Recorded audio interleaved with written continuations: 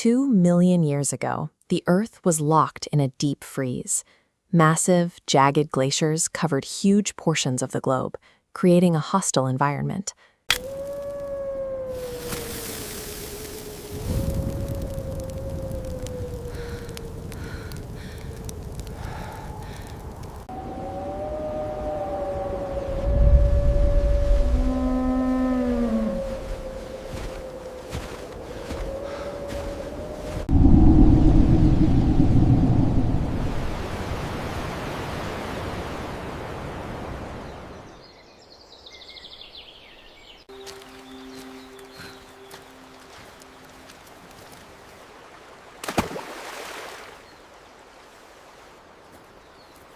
Nice, until about 10,000 BC.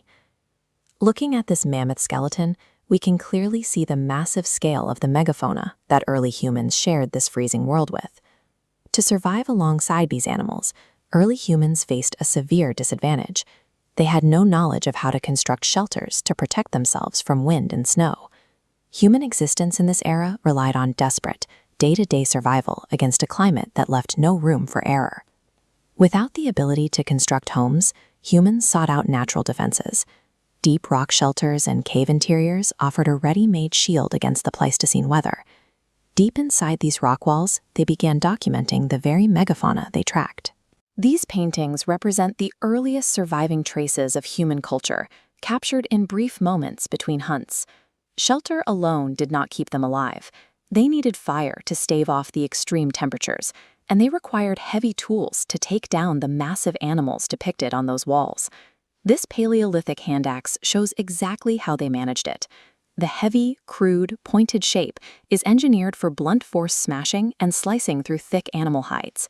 By mastering the friction of fire and the sharp edge of heavy stone, early humanity found a way to hold on. Outmatched by the ice, they used these crude methods to endure. Around 10,000 BC, the global temperature began to rise. The grueling 2-million-year winter finalized. Millions of tons of ice melted, sending violent torrents of water surging across the continents. This volume of meltwater carved into the rocky earth. Over centuries, it forged massive, permanent river systems like the Indus and the Narmada. The retreating ice left behind vast stretches of exposed soil. Fed by the new rivers, fertile grasslands spread across territories that were previously buried in snow. The retreating ice transformed the physical geography, opening fertile corridors that changed the core requirements for survival. The heavy, lumbering mammoths of the Pleistocene were adapted for the extreme cold, and they died out in the heat. In their place, smaller, fast-running animals like deer began to populate the new plains. A blunt stone axe works against a slow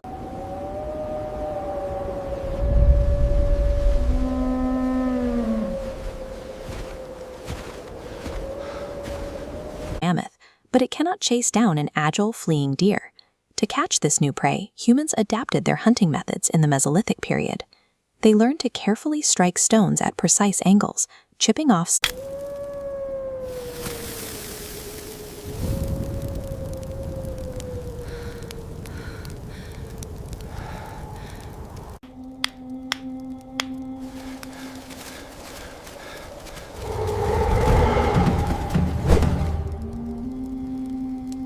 smaller, sharper fragments.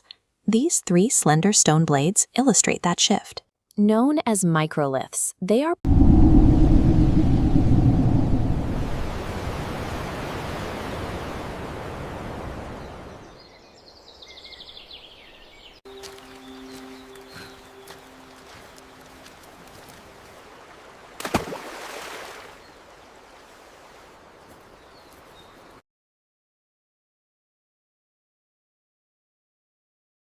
precision instruments built for slicing, throwing, and speed, rather than crude smashing.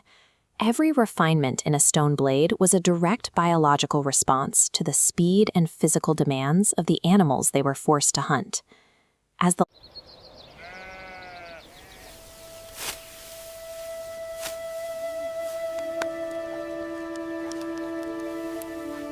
landscape settled, humans began migrating alongside these new river valleys. The flowing water provided a constant, drought-proof resource. With reliable water and fertile grasslands concentrated in one area, the cycle of constant migration ended. Instead of chasing herds across the continent, they began to corral and domesticate them. They learned to plant seeds directly into the damp, nutrient-rich riverbanks. Once a crop is planted, it has to be tended. For the first time in history, humans needed to stay in one place, forcing them to construct the very first permanent homes. By controlling the river's resources, humans finally stopped running from nature, building their existence on a permanent foundation for the first time. The earth was warm, riverbanks yielded predictable crops, and humans settled in stationary villages. This stability created an entirely new resource: free time. Without the daily pressure of hunting for a meal, their minds had the bandwidth to experiment.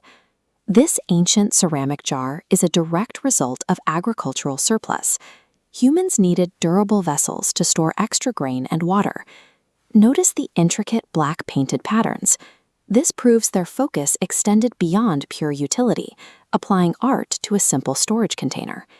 Humanity progressed through intelligence, combined with the environmental stability needed to apply that intelligence to things beyond basic survival.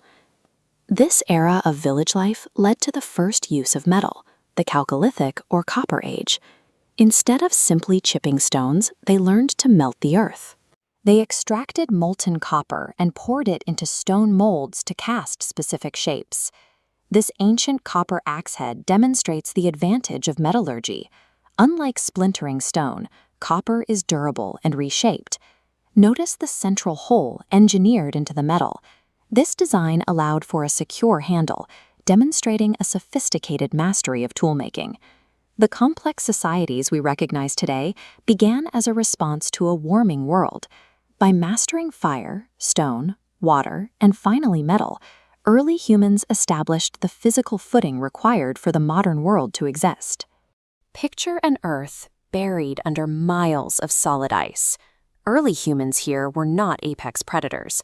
They were desperate participants in a brutal food chain. This era, spanning hundreds of thousands of years, is known as the Pleistocene epoch. Temperatures stayed well below freezing, and the landscape belonged to mammoth-sized beasts.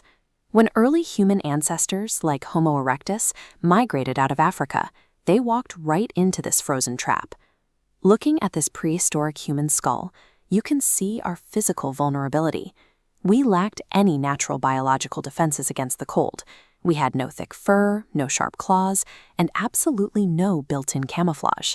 Humanity spent this era on the edge of extinction. In an environment this hostile, success meant staying alive long enough to see the next day. Because these early humans possessed zero knowledge of how to construct houses, they were forced to seek out shelters that nature had already built.